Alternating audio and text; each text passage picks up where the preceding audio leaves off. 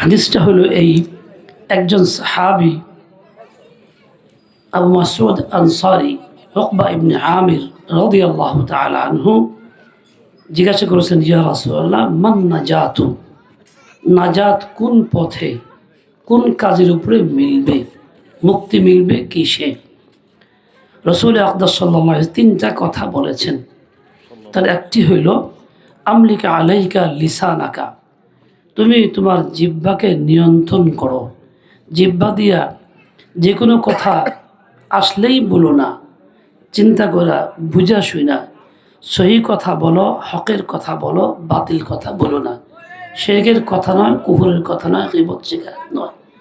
এবং জিহ্বা দিয়া যা ইচ্ছা তাই খায়ও না, খুব যাচাই বাছাই করে হালাল যেটা সেটাই খাও। তোমার জন্য নাজাত এই পথে, এইটার উপরে আমল করলে ইনশাআল্লাহ তাআলা মুক্তি তোমার মিলবে। দ্বিতীয় কথা, ওয়ালিয়াসাকা বাইতুকা, তোমার ঘর যেন তোমাকে জায়গা দিতে পারে। তার মানে তুমি ঘরের পরিবেশে বেশি থাকার চেষ্টা করো। ফিতনাপূর্ণ যুগ, তখন তো এত ফিতনা ছিল না, তখনই সাহাবীকে বলা হয়েছে।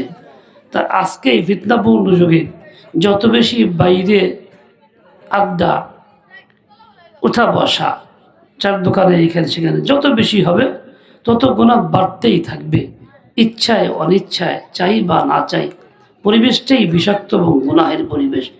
এর চেয়ে নিরাপদ হবে নিজের ঘরে, বাড়ির ভিতরে, আপনজনের কাছে থাকলে। বিবির কাছে থাকলে দুষ্টামি করলেও গুনাহ নেই, আর বাইরে তো খালি গুনাহ হইতেই থাকে। এই জন্য আমরা যেন এই কাজটা করি। তৃতীয় কথা, ওয়াবকি আলা খাতিআতিকা, তোমার ভুল গুনাহ তোমার দ্বারা যা ঘটছে অতীতে হয়ে গেছে, এর জন্য তুমি কান্নাকাটি করো আল্লাহ তাআলার কাছে। তার মানে এটা প্রত্যেকের জন্যই এই উপদেশটা আল্লাহ নবী সাল্লাল্লাহু আলাইহি ওয়াসাল্লাম দিয়েছেন, কিয়ামত পর্যন্ত চলবে বহাল, প্রত্যেকের জন্যই। আমি আপনি যেন সর্বদা আল্লাহ তাআলার কাছে নিজের গুনাহের জন্য কান্নাকাটি করতে থাকি। কান্নাকাটি করার দ্বারা যেমন আল্লাহর রহমত মিলে, তওবা কবুল হয়, ঠিক তেমনি আগামী জিন্দিগিতেও গুনাহ থেকে মুক্তির ব্যবস্থা হয়। আল্লাহ তাআলা হেফাজত করে থাকেন। আমরা যেন প্রত্যেকেই তিনটা কাজের গুরুত্ব দিয়ে থাকি। আল্লাহ পাক রব্বুল আলামিন তৌফিক দান কবুল করেন। এই মাদ্রাসাকেও আল্লাহ পাক কবুল করেন, উত্তরোত্তর তারাক্কি দান করেন। আল্লাহ তাআলা আমাদের সকলের দিলের নেক বাসনাও পূর্ণ করে দেন। সুবহানাকাল্লাহুম্মা ওয়া বিহামদিক, আশহাদু আল্লা ইলাহা ইল্লা আনতা, আস্তাগফিরুকা ওয়া আতুবু ইলাইক। আসসালামু আলাইকুম ওয়া রাহমাতুল্লাহ।